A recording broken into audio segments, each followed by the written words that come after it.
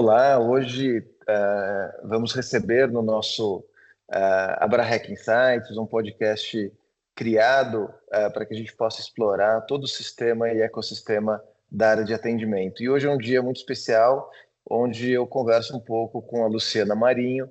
A Luciana Marinho é uma executiva de atendimento do Bradesco, já com mais de 20 anos de experiência, tendo passado por outras grandes empresas, trabalhado em área de operação, e que vai nesse pouco tempo que a gente tem no nosso AbraHack Insights poder trazer contribuições valiosas, insights, dicas, para que a gente consiga cada vez mais movimentar e subir um pouco a régua da nossa área, do nosso setor. Luciana, super obrigado pelo seu tempo.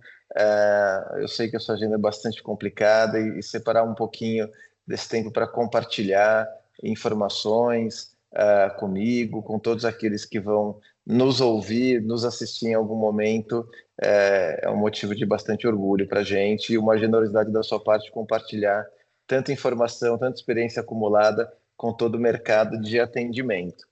Mas eu queria começar a nossa conversa, né, antes de falar de indicadores, setor de atendimento, enfim, te perguntar o que te fez ir para a área de atendimento, né? Como foi a sua história para chegar na área de atendimento e hoje ser um executivo importante do Banco Bradesco?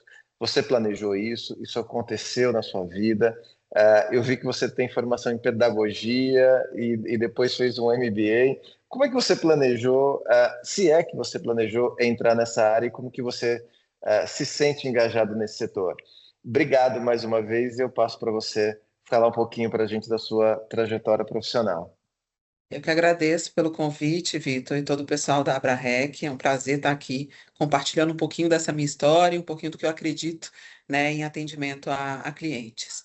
Mas, voltando para a sua pergunta, eu não planejei começar em atendimento, né? Eu comecei em atendimento como a grande maioria das pessoas, como operadora de telemarketing lá atrás, em Brasília, com 18 anos, né, para passar uma chuva, como dizia naquela época. Então você entra, recebe lá um salário mínimo, ajuda a pagar as apostilas da universidade e depois você vai fazer alguma coisa na área que você está se formando. Mas a grande verdade é que quando a gente entra em atendimento, a gente se apaixona pelo atendimento, né? Uhum. E eu nunca saí da área de atendimento. Então, eu comecei como operadora lá atrás, lá em Brasília, e fui fazendo toda a trajetória ainda nas BPOs, ainda sendo parceira. Então, fui operadora, supervisora, coordenadora, gerente, gerente sênior, diretora, e cheguei a vice-presidente de uma operação de operações de um parceiro, de um dos parceiros de mercado, que hoje, inclusive, é parceiro do Bradesco. E o ponto dessa história, que, embora eu não tenha planejado entrar, eu planejei ficar, né? E Uhum. sempre que eu falo da minha trajetória, eu sempre dizia aos meus times que o último step da minha carreira será na mesa, sentando na mesa, sendo uma cliente, contratante do atendimento, né? E foi Uhum. isso que aconteceu para mim há 1 ano e 6 meses atrás, quando eu fui convidada para participar de um processo seletivo para assumir a posição de executiva aqui no banco. Então, estou no banco de forma intencional, porque acredito de fato que o atendimento faz a diferença. Então, o início não foi planejado, mas a trajetória depois inteira foi planejada e foi de forma intencional a minha chegada aqui ao banco. É legal ouvir isso, né? Olhar por esse cenário. Olha, o início não foi planejado, mas ficar foi planejado. E você planejou muito bem, né? Você tem uma carreira muito sólida. Deixa eu te fazer uma pergunta. Eu, stalkeando você um pouco, né, para esse nosso bate-papo, eu vi que em uma das postagens, algum comentário, ou uma entrevista, uma palestra que você deu, não vou saber exatamente, mas me chamou muita atenção uma frase que você usou, que você falou, que durante a carreira você realiza negociações invisíveis. O que você chama de negociações invisíveis? Como que ela acontece? Você acha que essa negociação invisível é a relação que você tem, ou as negociações que você tem no seu ambiente corporativo, ou isso é com o cliente também? O que você quis dizer? O que está por trás dessa ideia de negociações invisíveis?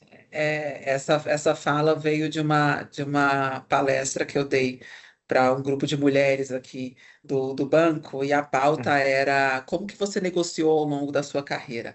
E a grande verdade é quando a gente usa a palavra negociar, a gente acha que tem uma pessoa que está do lado e a gente do outro negociando alguma coisa ou financeiramente. E a gente está negociando o tempo inteiro, seja negociando o nosso tempo em atividade, seja negociando com a nossa família o tempo que a gente vai ficar fora, um período que a gente vai ficar fora.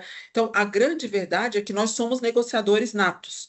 Né? E a gente não percebe que essas negociações acontecem. E às vezes a gente pensa, nossa, mas é tão difícil negociar, mas inclusive o estar aqui hoje faz parte de uma negociação, É né? Eu verdade. negociei dedicar meia hora do meu tempo para estar aqui conversando com vocês e dividindo um pouco. E essa negociação, ela não é uma negociação declarada, né? É uma negociação que ela é invisível.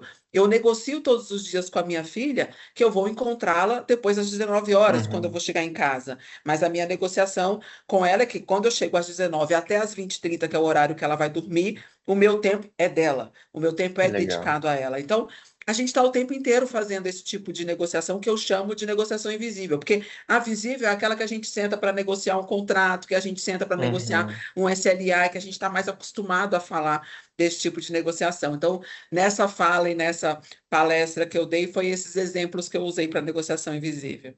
É verdade, né? A gente negocia o tempo todo.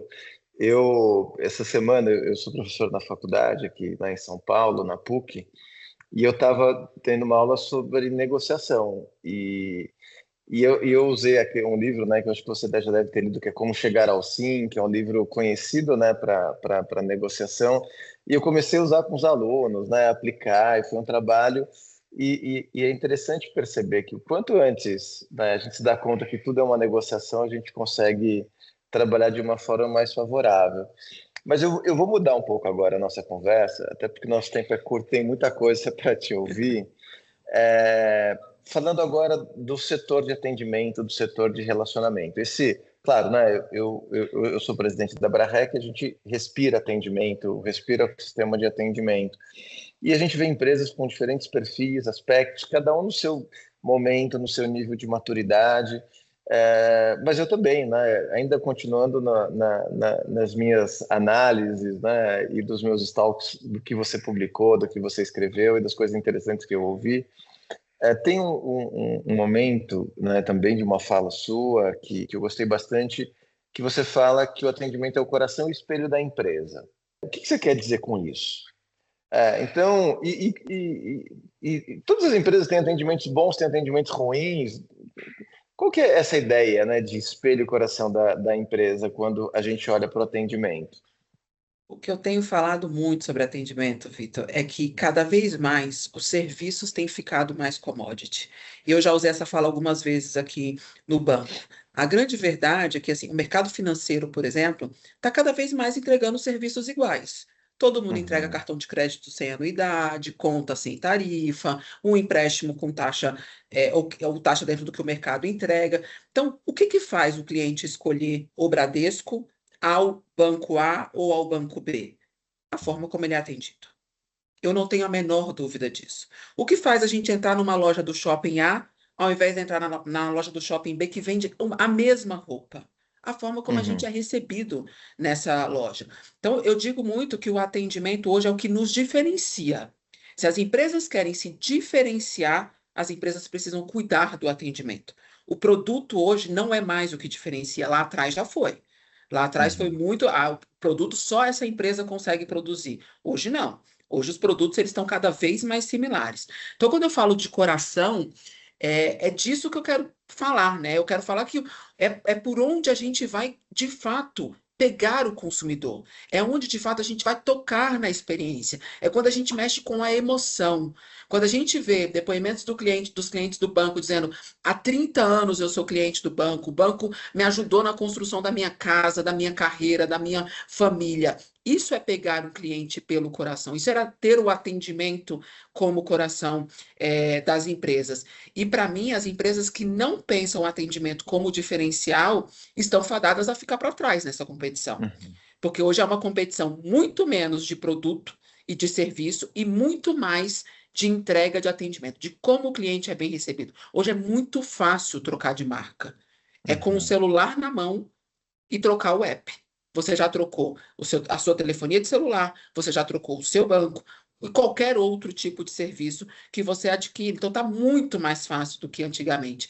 E quem ainda não entendeu essa máxima e não está priorizando o atendimento, vai demorar a acompanhar as outras empresas. Se a gente olha para os cases de mercado, e eu falo muito da Amazon, que inclusive recentemente veio dar uma palestra aqui no banco falando de Uhum. atendimento, a Amazon respira cliente, ela nasceu respirando cliente. Então, Uhum. todo o sucesso da Amazon vem dessa cultura de respirar cliente. E esse é o movimento que nós estamos vivendo aqui no banco, né? Do cliente-centrismo, de trazer de fato o cliente para o centro das decisões serem pensadas em favor do cliente e não olhando apenas para o produto ou apenas para o negócio. Então, quando eu falo de coração, porque eu falo que é de mexer com a emoção mesmo. O Uhum. cliente, ele vai ser tocado pela emoção de um bom atendimento, de um excelente atendimento para ele escolher se ele fica ou não com aquela marca. Legal. E te ouvir faz muito sentido, não é? Eu converso muito com o setor supermercadista e já ouvi algo parecido, né? Falou, olha, todo mundo vende tomate, cebola, mesmas marcas, os mesmos produtos. Por que que o cliente vai na loja A ou na loja B, se às vezes ele vai ter o mesmo produto, a mesma marca, o mesmo tudo, se não for pela qualidade do acolhimento, se não for pela qualidade do atendimento? E eu acho que é isso, né? Quanto antes se perceber e investir nisso, e aí eu vou puxar um gancho, né, para essa próxima pergunta, né?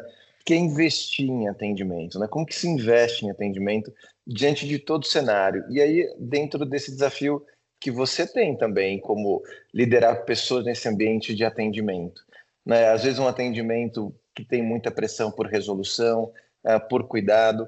Como que você olha esses dois cenários? Que é o cenário de você se diferenciar pelo atendimento e acolher e atender o consumidor, e ao mesmo tempo liderar pessoas, né? Engajar as pessoas nesse propósito de ter o atendimento como espelho, ter o atendimento no coração. Como é que você olha, como que você engaja, lidera as pessoas que estão trabalhando com você? Boa pergunta, Vitor. Bom, quando a gente fala de investir em atendimento, a gente precisa pensar que o consumidor ele tem que ser atendido onde ele quiser, né? Então ele tem que ter uma experiência excelente no app dele, ele tem que ter uma experiência excelente no telefone se ele liga, ou no chat se ele liga, ou até numa agência, se ele vai até a agência. Então, a experiência do atendimento ela precisa ser em todos os canais que o cliente escolhe para se relacionar com a gente. Eu acho que esse é um ponto-chave aqui no banco, que é o cliente que escolhe por onde ele vai se relacionar, e não a gente escolhe por onde o Uhum, cliente deve entrar, né? Acho que esse é o primeiro movimento aqui. Cada vez menos, a verdade é, as pessoas querem ligar. As pessoas querem se autosservir. Então, quando a gente tem um super app, um app altamente resolutivo e que ele consegue resolver tudo por ali, dificilmente ele vai precisar falar com alguém. Mas se ele uhum, precisa falar com alguém, geralmente não é para demanda simples. A tá. demanda simples, ele se autosserve. O que ficou para o humano e o que tende a ficar para o futuro, e é o que eu acredito, é o complexo. É o que é Uhum, difícil. É o que dói no bolso, o que trouxe algum prejuízo. Então, eu preciso de ter humanos cada vez mais qualificados e capacitados para viver e para responder estes temas complexos. E não pode ser mais o que a gente pensava do operador de 15 anos atrás, que eu vou colocar numa uhum, sala, treinar 10, 15 dias, ou treinar de carona e eu coloco para atender porque as dúvidas são muito básicas.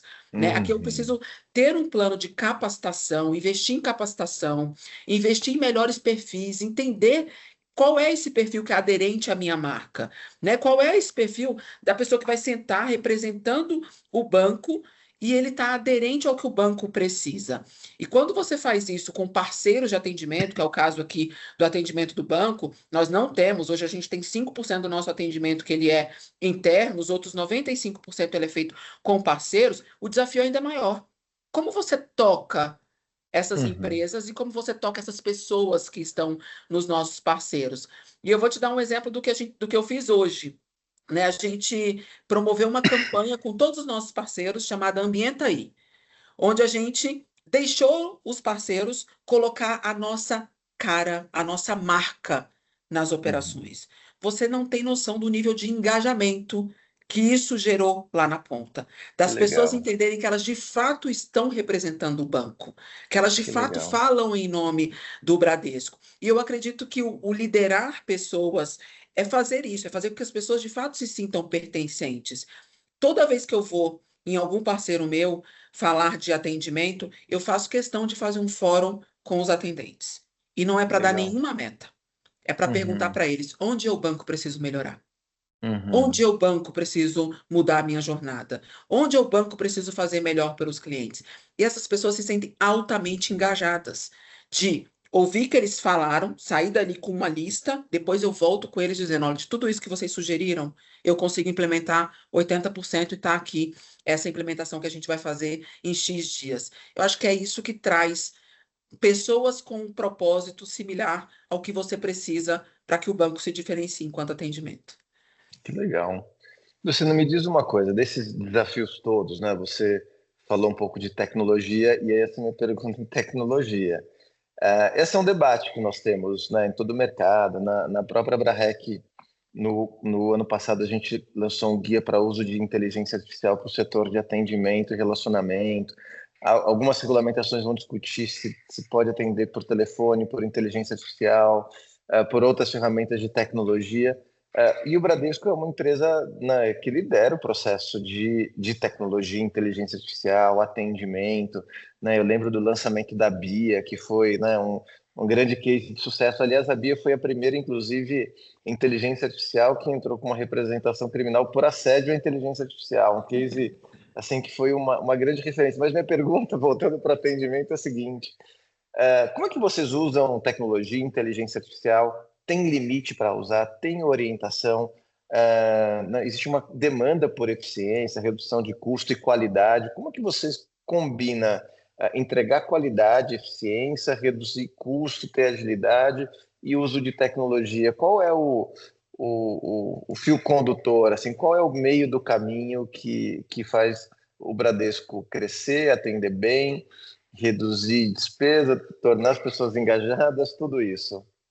Que essa é a meta de todo mundo, né? Atender bem, reduzir custo e entregar o melhor serviço para os clientes. Aqui Essa é a ideia. a gente tem um grande case com a Bia no atendimento, né? No nosso chat. E quem já teve a oportunidade de experimentar o chat do banco, através do aplicativo do banco, do acesso à conta corrente, vai ver que sempre eu tenho, a gente chama aqui de N0, né? Não é o primeiro Uhum, nível, é o N0. O que é o N0? É a Bia. Né? Então, antes de você ser derivado para um humano, você fala ali com a Bia qual é a sua dúvida. E a uhum. Bia resolve 90% das dúvidas, Vitor. 90% das dúvidas ficam na Bia. Os Nossa. 10% que derivam, aí esse vem para um atendimento humano, que é a minha Uhum. fala do que é mais complexo, né? E aí esse atendimento humano, ele precisa estar empoderado e com resolutividade para resolver o problema do cliente, porque ele já tentou, ele já falou ali com a Bia, ele não conseguiu, ele veio para o humano e eu preciso ter um humano ponderado para fazer. Então a gente acredita muito nesse mix de inteligência artificial, utilizando a Bia, com o atendimento humano para resolver e encantar naqueles casos que não passam pela Bia, na verdade que passam pela Bia. E a gente está o tempo todo retroalimentando a Bia. Hoje a nossa Bia no atendimento, ela é informacional. A gente já está dando o próximo passo dela, que é ela ser transacional. Uhum. Né? Então, Que além legal.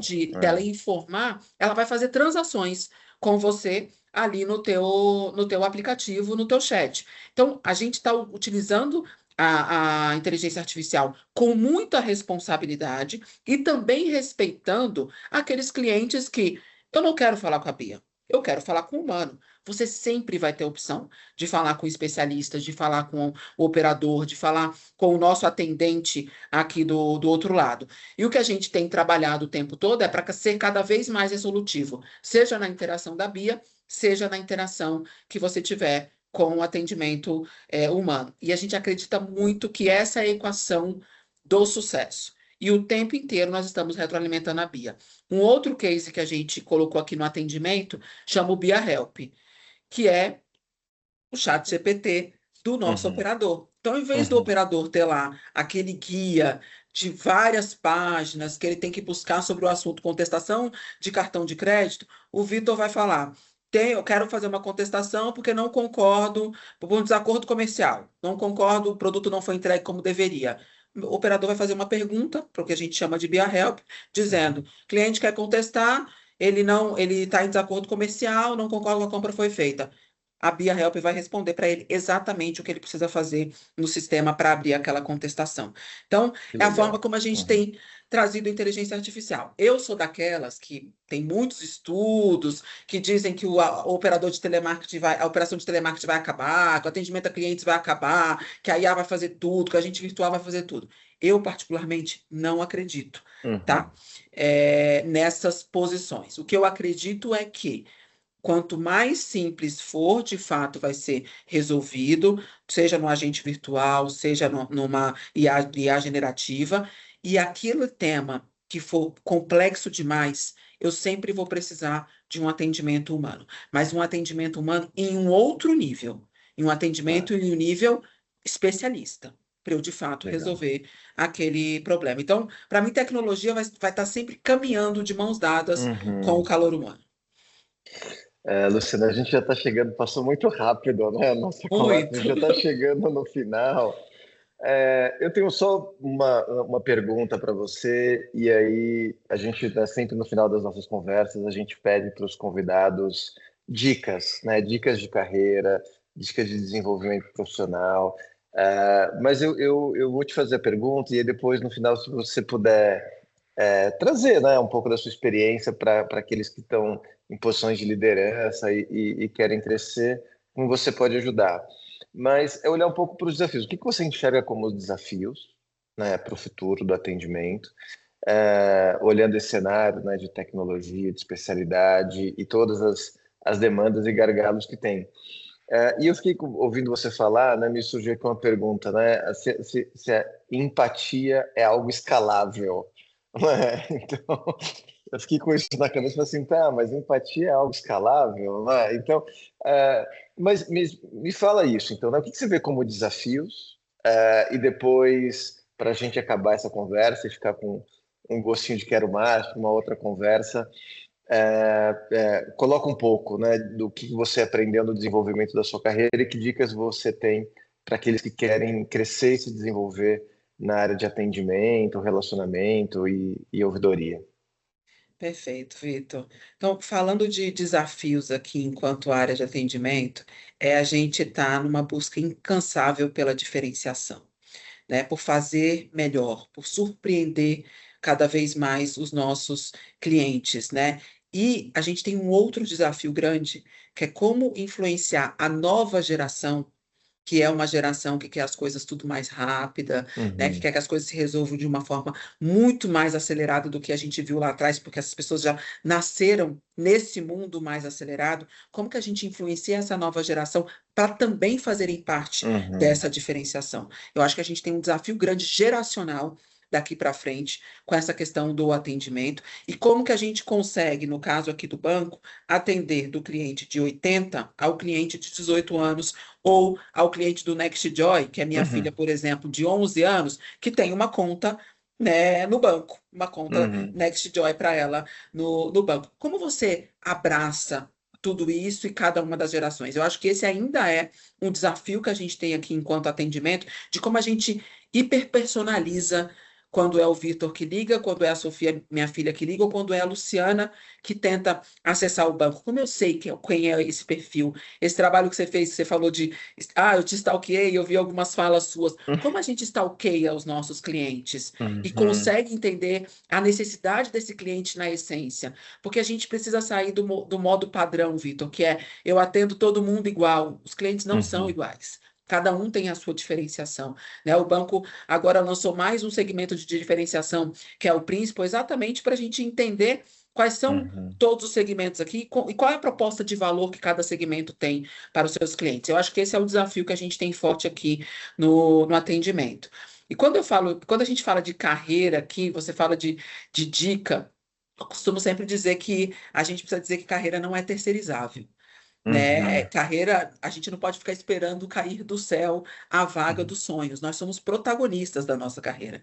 A gente precisa ser intencional a todo momento, em todos os movimentos, em todas as nossas conversas, né? Então, pessoal que está aqui com 18, 20 anos ouvindo esse podcast, precisamos parar e pensar o que queremos. O que queremos para o futuro? Onde queremos chegar no futuro? Lembrando que a gente não vai começar já na posição de CEO, que a gente tem a ambição de ser.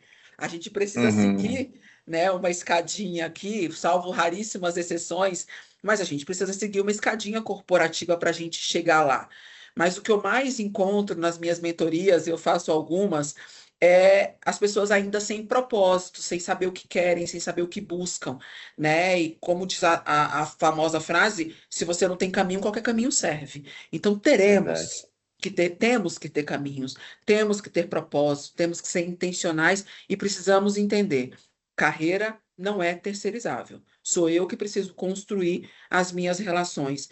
Não menosprezem um network, uma conversa que precisa ser feita, acompanhar como estão seus concorrentes, acompanhar como está o colega do lado, façam benchmarks. Acho que esse é um pouco de como eu me posicionei enquanto carreira. E o que eu falo sempre para o meu time operacional, que eu converso até hoje com a galera da operação, com os nossos operadores, é: você está nessa posição, você quer, se a sua ambição é estar na próxima, comece a se posicionar como se já estivesse lá.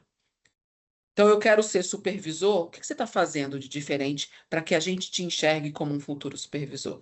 Acho que é um pouco disso de dica que eu deixo para a galera da operação e deixo aqui no nosso podcast também. Super obrigada mais uma vez, vocês, pelo convite. Sempre um prazer falar aqui, falar um pouco desse tema que ganhou meu coração ao longo de toda essa carreira, que é o atendimento.